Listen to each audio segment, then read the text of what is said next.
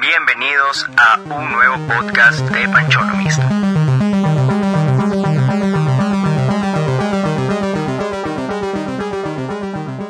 Bienvenidos a un nuevo podcast del Club de Economía de Panchonomismo de la Universidad San Francisco de Quito. Hoy nos acompaña Luciana Musel, especialista en redes con una maestría en Social Media, Culture and Society. Ella cuenta con una amplia experiencia en Community Management, estrategia digital y creación de contenido. Actualmente es profesora de la USFQ. Nosotros somos Patricia Boris y Diego Receta. En este lanzamiento les traemos una pequeña conversación sobre redes sociales. ¿Son realmente gratis? Las redes sociales, al menos para nosotros, se han convertido en una parte fundamental de nuestra vida. Afectan cómo nos vemos, qué comemos, qué hacemos, con quién nos llevamos hasta nuestro sueño. ¿Quién no se ha quedado hasta la madrugada viendo TikToks? Sin embargo, sabemos muy poco sobre cómo funcionan, qué efectos adversos tienen y sobre todo si son realmente gratis. Buenos días, Lu. ¿Cómo estás? Hola, ¿cómo estás, Diego? Muchas gracias por la invitación. ¿Todo bien? Ok. Tal vez es una pregunta un tanto redundante y puede sonar simple, pero a veces obviamos los conceptos más simples. Por eso te queríamos preguntar, ¿qué es una red social? Uh-huh. Buena pregunta. Es difícil responder eso, de hecho. ¿Qué es una red social? Tal vez podríamos historizar un poco. Las redes sociales son servicios aplicados, servicios web, aplicaciones web, que surgen a partir de los 2000. Eso es importante. Surgen a partir de los 2000, justo después de un suceso importante en la historia del Internet, conocido como la burbuja.com. Antes de los 2000, el Internet era este espacio medio que lleno de páginas web, ¿sí? En la que las personas entraban a ver contenidos, ¿ya? Solamente a ver contenidos en páginas web. Estas páginas web empezaron a cotizarse en la bolsa de valores.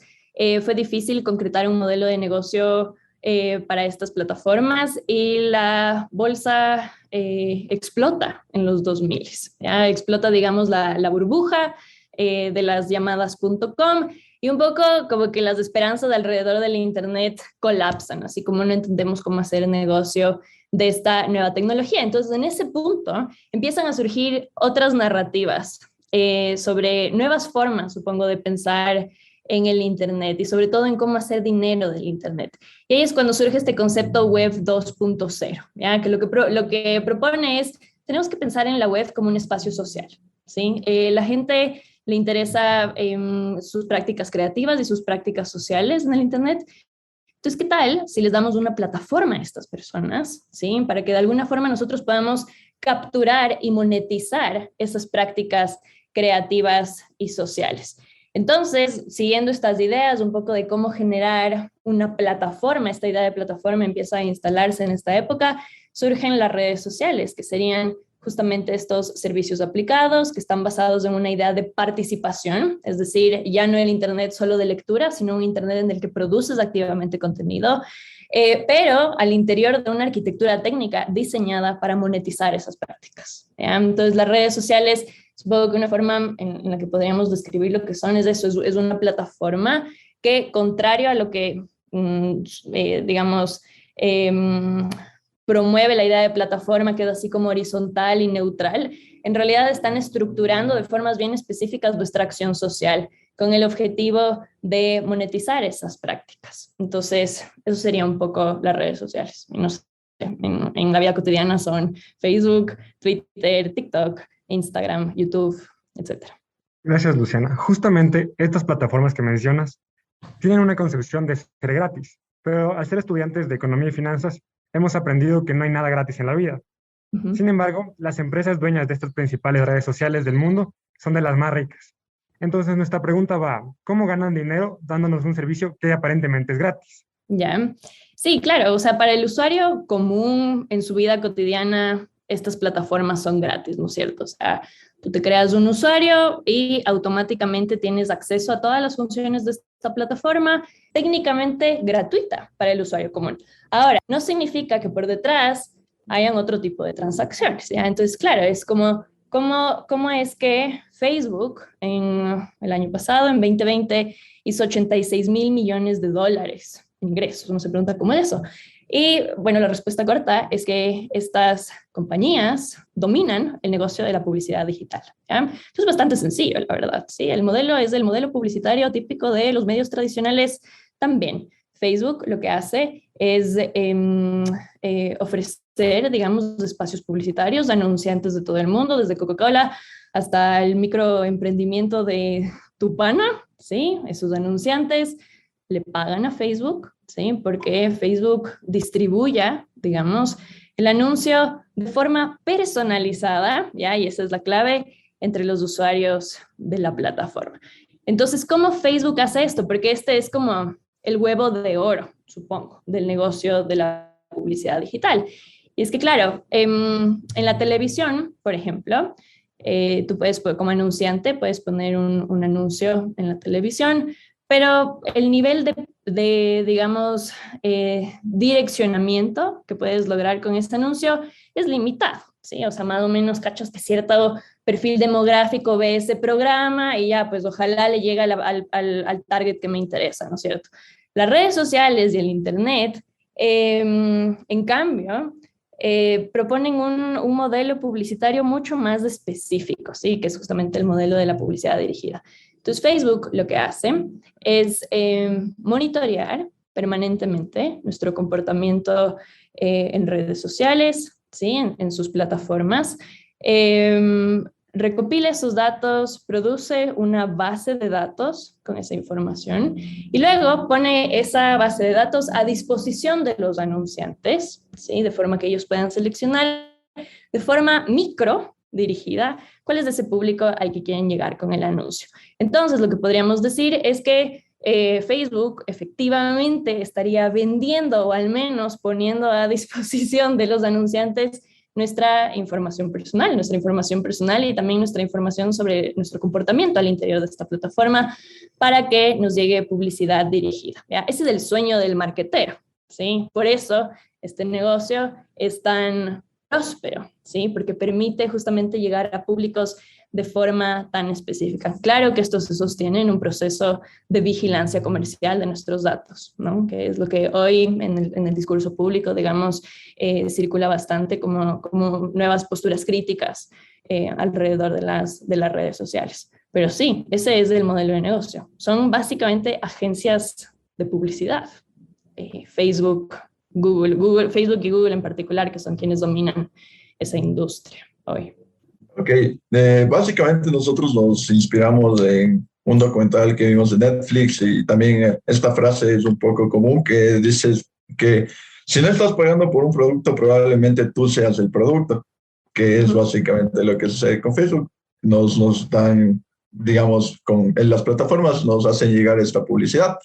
Y por eso queríamos preguntarte, se habla mucho de los algoritmos que funcionan por detrás, que son los que, digamos, construyen estas bases de datos. Y normalmente uno dice, sí, el algoritmo digamos, de TikTok me recomienda este TikTok porque en teoría me va a gustar, o Facebook me recomienda cosas de foodies, etcétera. Entonces, te queríamos pedir si nos puedes explicar cómo funcionan. Sí, súper. Claro, o sea, cuando decimos que Facebook, Google, que tiene YouTube, Twitter y TikTok, se dedican al negocio de la publicidad personalizada, realmente no solo estamos hablando de avisos publicitarios, ¿ya? O sea, eso es la cosa que de ley van a personalizar, ¿no es cierto? Nos van a enviar anuncios que se supone que deberían ser relevantes para nosotros. Pero la idea es que estas plataformas personalicen básicamente toda nuestra experiencia en línea, ¿ya? Es más que solo anuncios. Toda nuestra experiencia en línea al interior de estas plataformas está siendo personalizada algorítmicamente, haciendo uso justamente de nuestros datos personales, que, digamos, almacenados en bases de datos y privatizados, digamos, por estas plataformas. ¿Por qué toda nuestra experiencia en línea tiene que estar personalizada? Y es porque un aspecto fundamental de la prosperidad del modelo de negocio de estas plataformas es maximizar el tiempo de uso, ¿ya? Entonces, si es que la experiencia que tú tienes al interior de una plataforma no es relevante, no es agradable, probablemente saldrías de esa plataforma, ¿ya? Entonces, para maximizar ese tiempo de uso, estas plataformas harán todo lo posible para que la experiencia sea, claro, lo más relevante, lo más agradable para nosotros Y claro, en este proceso, los algoritmos son apenas uno de los dispositivos, digamos, que estas plataformas utilizan para maximizar el tiempo de uso y que nosotros sigamos, digamos, produciendo contenido, ¿no es cierto? Y mejorando la experiencia en esta plataforma. Otros dispositivos son el scroll infinito, por ejemplo, ¿ya? O el hermoso botón de me gusta, ¿sí? Que a todos nos encanta como ver la pequeña notificación. Y esos son, claro, justamente dispositivos afectivos, ¿no es cierto? Que como que nos conmueven y eso nos motivan a seguir participando en esta plataforma y a seguir así consumiendo publicidad, ¿ya? Esto es clave para la prosperidad del modelo de negocio de estas plataformas. Ahora, este documental de Social Dilemma de Netflix que tú acabas de mencionar explica justamente este argumento, ¿ya? Mi postura es que a este argumento tenemos que manejarlo con pinzas, ¿ya? Porque muy fácilmente el argumento puede deformarse en esta cosa de como, somos adictos a las redes sociales nos encierran en cámaras de eco, en burbujas filtro, que es como son estos términos que circulan un montón hoy por hoy. Y claro, o sea, esa es una narrativa un poco peligrosa porque lo que hace es desempoderarnos como usuarios, ¿sí? O sea, si somos adictos a las redes sociales, bueno, como medio que ya no podemos hacer nada, ¿sí? Mejor como cerremos la LAN4 y ya, chao, como que se acaba esto, ¿sí? Entonces creo que siempre cuando tratamos de criticar el modelo de negocio de las redes sociales, que es importante porque definitivamente inserta una lógica promocional en nuestra vida social que es conflictiva y que deberíamos cuestionar. Cuando hacemos eso, creo que siempre tenemos que cuidarnos de recurrir a estas como narrativas demasiado pesimistas tal vez y un poco reduccionistas también de cuál es el efecto que finalmente tienen los algoritmos sobre nosotros. Creo que siempre es importante retener un poco nuestra agencia y decir como hasta qué punto realmente el algoritmo me conoce a la perfección. No sé, un ejercicio muy simple es pensar en la publicidad que ustedes ven en redes sociales. ¿Es relevante para ustedes? ¿Creen que en serio está definiendo sus decisiones de compra? Probablemente no tanto, ¿ya? El algoritmo, finalmente, el perfil que genera sobre nosotros tampoco es tan perfecto, ¿ya? Entonces, creo que a veces sobreenfatizamos demasiado estas narrativas y eso nos distrae un poco de la discusión que deberíamos tener, que más bien es que Facebook es un monopolio en general, que controla nuestra comunicación global.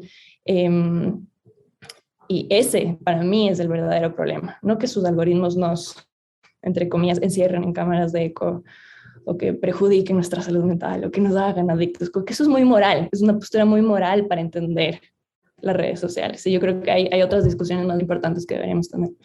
Ok, justamente con lo que mencionas de ser adictos a la tecnología y pasar mucho tiempo pegados a ella. Hace un mes aproximadamente hubo la caída masiva de las redes que posee Facebook.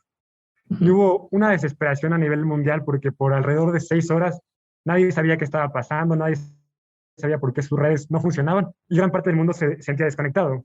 Pero aparte de lo moral, en específico salió una noticia de que muchos negocios minoristas en el Ecuador perdieron ventas debido a que su principal canal de comunicación con la clientela es a través de las redes sociales.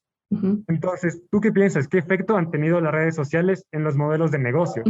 Y si existe una dependencia de redes sociales, especialmente en pequeños negocios o minoristas o empresarios que están surgiendo. Sí, sí, totalmente. O sea, ponte, yo creo que lo que pasó el 4 de octubre fue que, claro, o sea, todas las plataformas de Facebook cayeron, ¿no es cierto?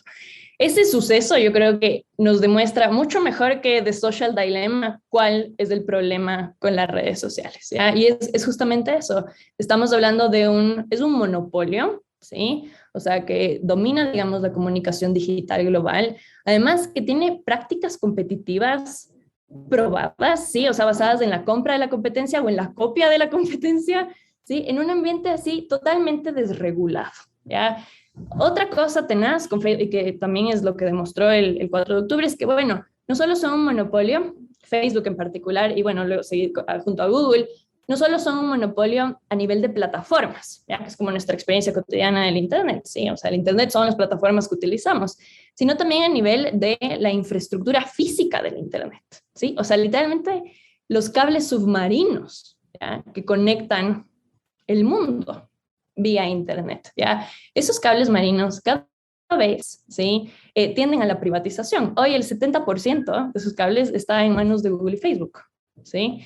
Entonces, por ahí es como que de repente vemos de forma más clara cuáles son las implicaciones económico-políticas de que Facebook tenga esta dimensión, y que concentre tanto poder digamos que tanto poder esté concentrado en una sola empresa. Entonces, a nivel de usuarios de nuestra vida cotidiana, claro, lo que produce eso es una relación de dependencia, ¿sí?, con estas plataformas, y no dependencia en términos de adicción, sino que si es que no participas en esas plataformas, estás marginalizado de la vida social, de nuestra vida creativa, del mercado laboral incluso. Entonces, creo que es útil pensar en dependencia, claro, no en términos de adicción y como, somos como estos entes súper manipulables, ¿no es cierto? Y que chuta, no podemos resistirnos a las redes sociales, sino que son tan hegemónicas, ¿sí?, en términos políticos y económicos, estas plataformas, que no participar de ellas no es tan fácil, ¿ya? Porque mucha gente es como, no te gusta, entonces como que no participes, y es como, no es tan fácil, ¿sí?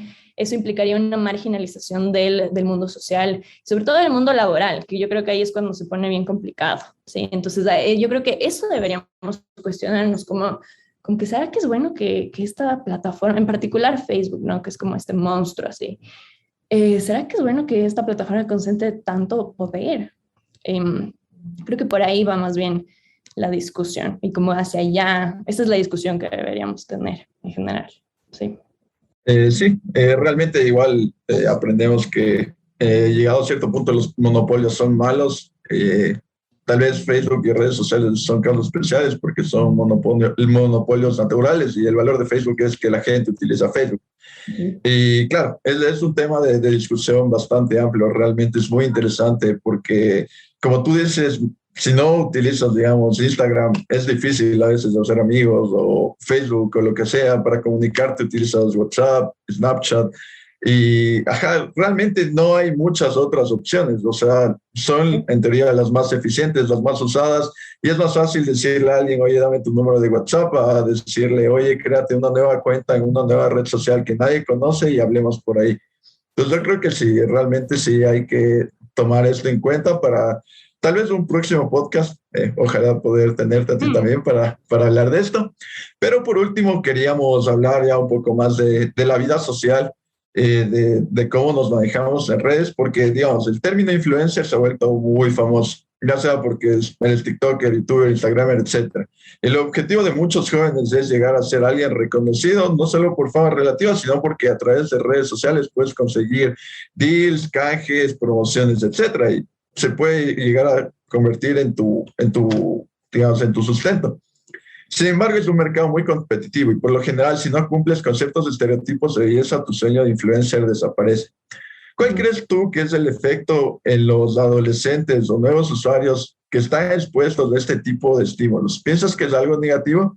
No sé si lo plantearía así como en términos morales, tipo, me parece súper denso que los niños quieran ser youtubers, como chuta, deberían tener otras expectativas de su vida, no sé, como creo que es un poco un giro cultural bien difundido, está por verse, veamos qué pasa. En el pasado capaz que eran otras profesiones o ocupaciones los que nos daban miedo, sí, y hoy como que esto solo está cambiando claro, con las nuevas tecnologías, ¿no? Las nuevas tecnologías siempre traen miedos y esperanzas también, a veces medidas desproporcionadas, así, en relación a estas nuevas tecnologías. Entonces, creo que en ese sentido está por verse.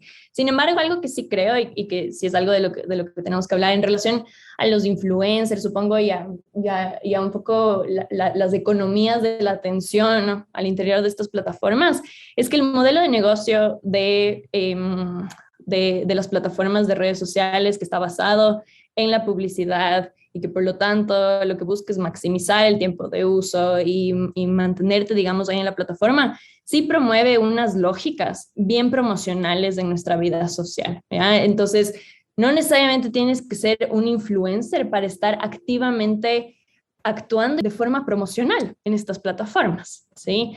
Creo que ahí, claro, la discusión siempre es ¿qué sacrificamos de nuestros encuentros sociales y creativos cuando el fin es el engagement, por ejemplo, ya que es una de, de las medidas, las métricas, digamos, más importantes al interior de esta red social? ¿Cómo empieza a transformarse nuestra sociedad cuando, claro, esta lógica mercantil, ¿sí?, empieza a plagar estos espacios? O sea, yo creo que a mí eso es algo que me hace pensar un montón.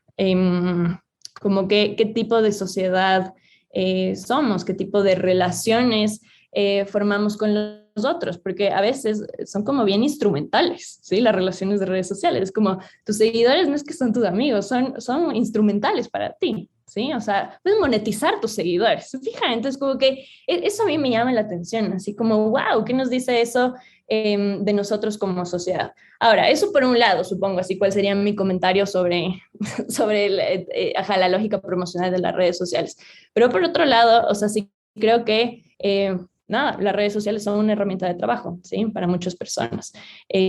Seas influencer, seas creador de contenido, o seas una persona que tiene un emprendimiento y que usa redes sociales para, no sé, promocionar tu negocio, son una herramienta y la cuestión es que son estos intermediarios obligatorios en los procesos de trabajo sobre los que no tenemos mucho control, ¿ya? Para nada. Entonces, el día, por ejemplo, volviendo al tema anterior, el día que Facebook se cayó, claro, muchas personas que dependen de Facebook para trabajar vieron sus negocios perjudicados. Entonces, eso también nos dice, o sea, nos habla del nivel de dependencia que tenemos de esas plataformas, de, digamos, nuestra agencia para moldear la tecnología, ¿sí? Que cada vez parece que tenemos menos poder para moldear esas tecnologías. Y creo que ahí también hay un conflicto. Este es un tema de estudio súper relevante hoy por hoy, que tiene que ver justo con eso, las transformaciones del trabajo en general alrededor de las plataformas digitales. Y como, claro, lo que establecen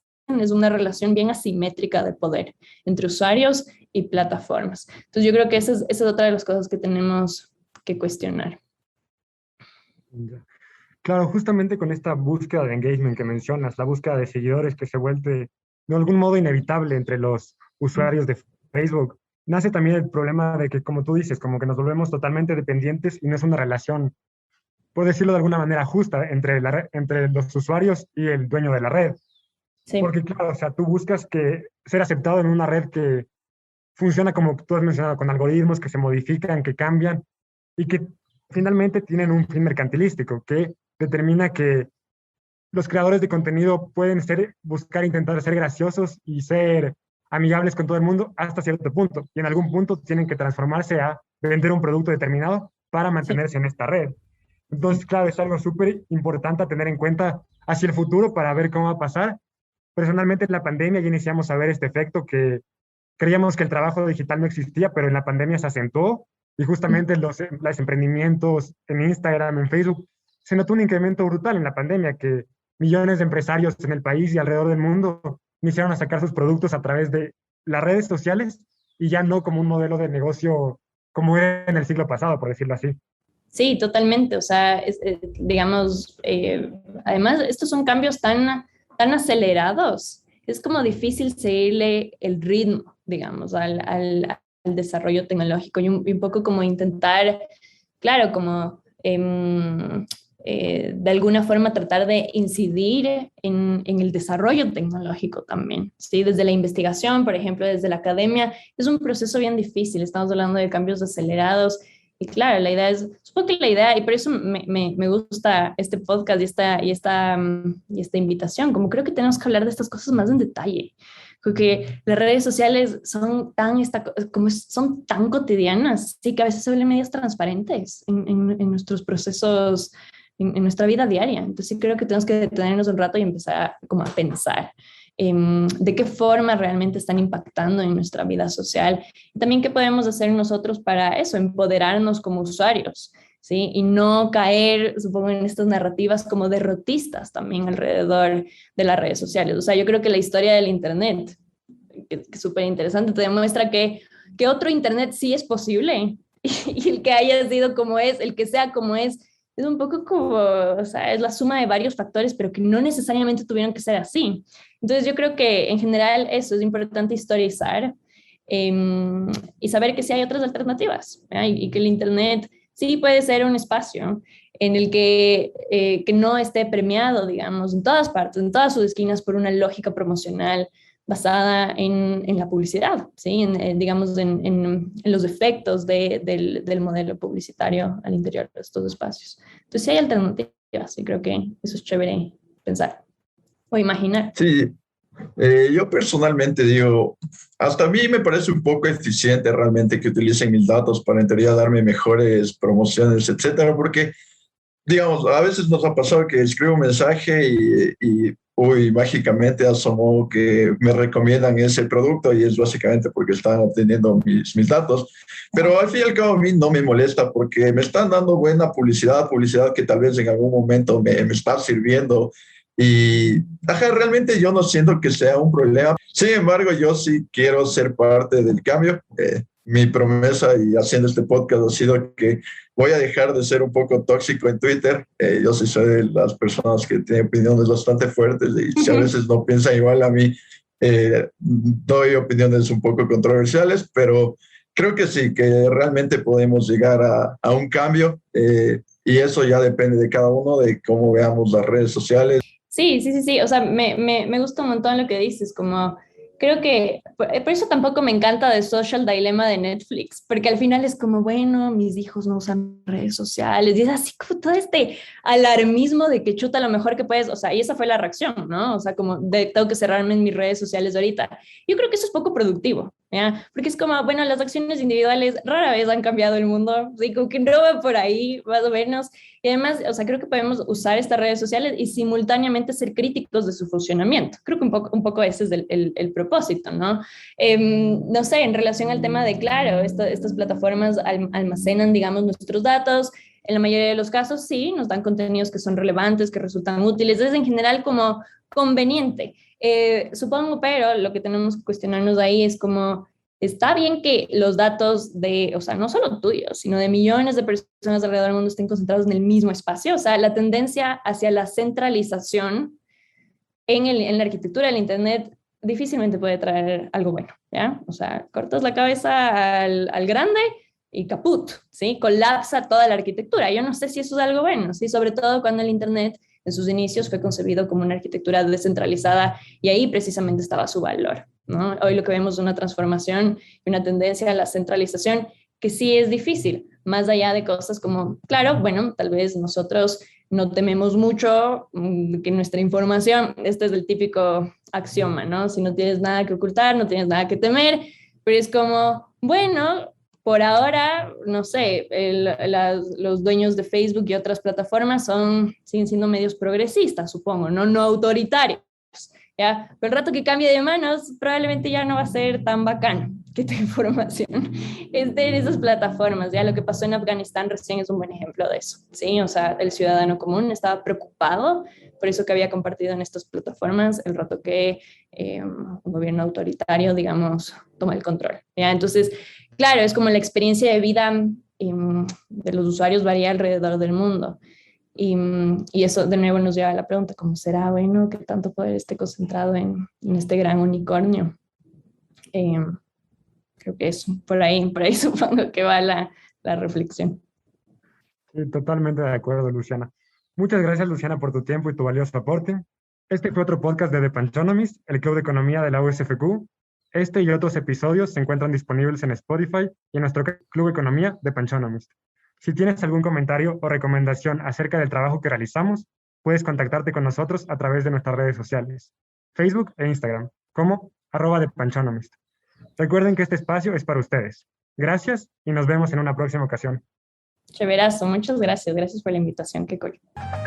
Este fue el podcast de Panchonomist. Recuerda buscarnos en Instagram y en Facebook en nuestras cuentas oficiales de @Panchonomist para poder descubrir nuestras publicaciones,